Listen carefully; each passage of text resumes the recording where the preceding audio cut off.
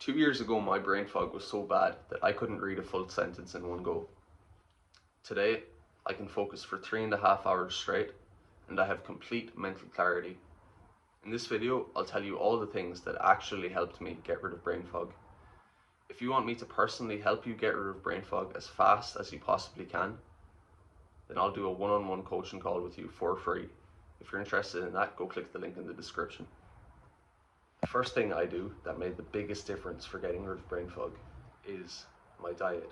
I eat, I eat like a crazy person. So for the months leading up to my final exams this year, which I just recently finished, I ate pretty much only meat and eggs for about 3 months, and I have never had a better brain. I was working up to 10 hours a day studying, doing quality study 10 hours a day, and that wouldn't have been possible without the diet that I was eating. I used to eat a very high carb diet, a very high sugar diet, and a lot of processed food, and I really believe that that was the main contributor to my brain fog. So most people online won't say this, but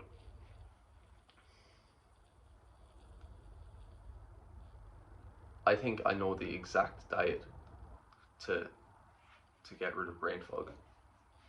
And when I say diet, I don't mean a temporary thing, I mean a permanent change. So right now, I only eat meat, eggs, nuts, and a tiny bit of cheese, and no carbs, and my brain has never been better. So, because for brain fog, it's just, a lot of people online talk about all these special things you can add in, all these supplements, these random mushrooms, but I believe that all you need is meat and to not eat carbs to get rid of brain fog. Because for brain fog, when you have brain fog, it's more likely that you need to get rid of foods than add in foods.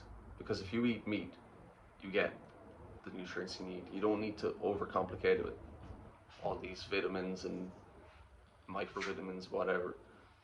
Just, all I know is that I reduced the carbs, I started eating more meat, and my brain fog disappeared, and my brain got better.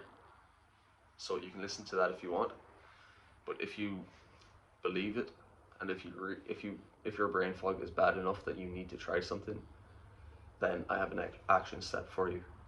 For the next week, eat as little carbs as you possibly can.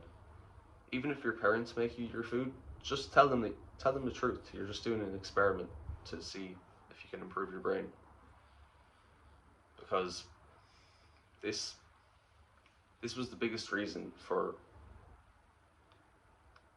my level of studying for my final exams. So the next thing is another basic, but it's a basic. They're the basics for a reason. They are the most important things, and if you get these right, you don't need to do anything else. So this is sleep. 2 years ago, my sleep was, I had no sleep schedule. I'd stay up till 11, till 2, till 4, whatever, and I'd get up from 7 to 12. I was completely inconsistent.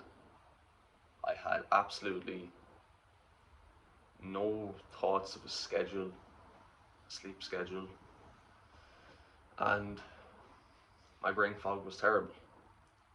This mightn't have even been brain fog.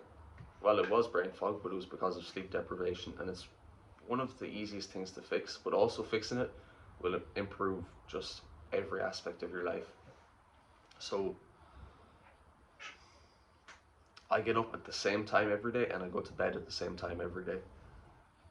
Another important thing that really helped me for just feeling awake earlier in the day was sleeping in multiples of 90 minutes. So that means set the times that you go to bed and that you get out of bed multiple 90 minutes apart. For the months leading up to my Leaving Cert, and now I wake up at 5:30 a.m. and I go to sleep at 10 p.m. and I feel absolutely amazing sleeping this way. It's the times that work for me, so that's what you have to do. Just find the times that work for you through experimenting. So I have another action step for you. Pick 2 times, your wake up time and the time you go to sleep. Pick pick these times as if you're picking them for the rest of your life. So think of what time you'd be happy to wake up and go to sleep at every day for the rest of your life.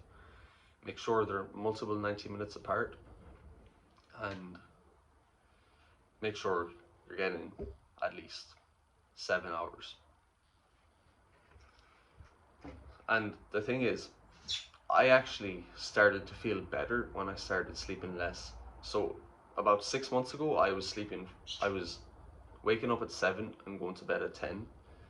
And I started getting up an hour and a half earlier, and I still feel better than I was from the 7 to 10. And that's less sleep. So you'll probably find a certain time that just works really well for you. So just stick to that.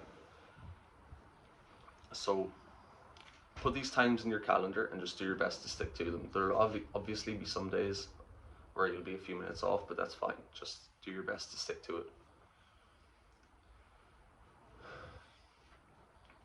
A few months ago, while I was studying for my final exams again, I was doing pretty much everything right when it came to health and brain health specifically. I was sleeping perfectly, I'd say. I was eating really well for brain health, for brain fog, and I wasn't going on my phone too much. I wasn't doing anything bad really. But for a few days, I started to really struggle with brain fog, and I was really confused. I was exercising, I was going to the gym, like lifting weights, but I was still struggling. For about 3 days, I was having a really bad brain fog.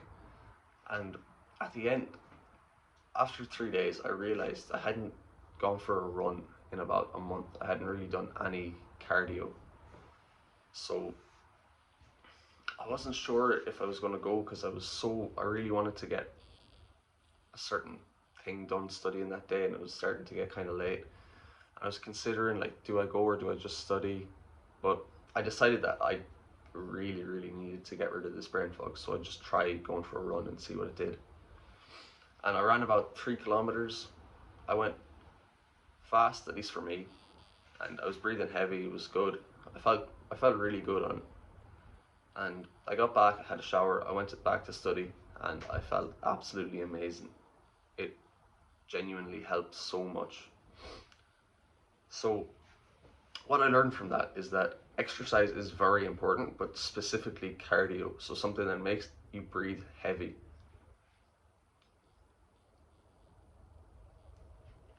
So this could be running, this could be swimming, this could be cycling, whatever it is. It is so important because brain fog is pretty much not enough blood flowing to your brain. So, and when you don't do cardiovascular exercise, your blood flow isn't as good, it isn't optimal, so you're going to have some brain fog. So what I started doing is I started every Saturday morning, just started going for like a 15-20 minute run. And that was it. It's probably best if you go multiple times a week, but I still felt I had like complete mental clarity, was able to focus well just running once a week. So pick a time, one day a week at the same time, where you either run or cycle or do something like that that gets you breathing heavy for an extended amount of time.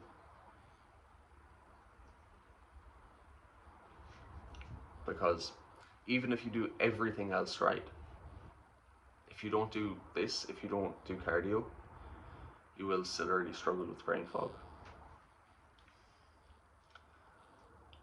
And another thing that really, really contributed to my brain fog for not that long, but still really messed me up, was how I used my phone. So for a while I was pretty much addicted to TikTok, and I would just be scrolling like I don't know what. And I was basically, anybody who does this is training their brain to switch contexts every 5-10 seconds. And the thing about this training is it really works. So when I would try to do work after this, my mind could not stay on the same thing for more than 10 seconds. And this was just because of how I was training it. As well as that, your attention is just scattered to hundreds or thousands of different topics. You have thoughts on so many different things. And it's just bad for your mental health in general. And that's going to contribute a lot to your brain fog. So I'll tell you exactly how you can fix this problem. First, something that helped me a lot, helped me half my screen time, was turning on grayscale. So making your entire screen black and white or gray. So you want to go into settings, accessibility, display and text size, color filters, turn them on, and turn on grayscale. And what this does is it basically makes the apps on your phone less, you won't click on them impulsively like you do when the color is on, because these apps are perfectly designed to make you want to click on them. So if you turn on grayscale, that will stop very quickly. And the next thing you can do that will just help you keep your focus, you will teach yourself how to stay focused, is turning off notifications. Now you might not like that, but you can keep notifications on for phone calls. So if there's something that's important, you'll know. And turn off messages, turn off all those random apps notifications, and it will just help you keep your attention, because a notification, constant notifications, just literally kidnap your attention. And even if you don't get notifications, especially while you're trying to study, the fact that you could get a notification is enough to keep you from focusing. And that is, it's not exactly brain fog, but it still has the same effect. So turning off notifications has just changed my life, changed my focus, because I can actually fully commit to the task I'm doing, to whatever topic I'm studying, whatever exam papers I'm doing. I can fully commit because I know I'm not going to get any notifications because I have them turned off. So to recap, reduce the amount of carbs you eat. If you feel a difference, which you will, when you reduce the carbs, just keep reducing them until you stop feeling a difference. And then that's the amount of carbs you can eat without getting brain fog. The next thing is sleep consistently. Just pick 2 times and stick to them. And then run once a week. And fix your phone. Turn on grayscale, turn off notifications.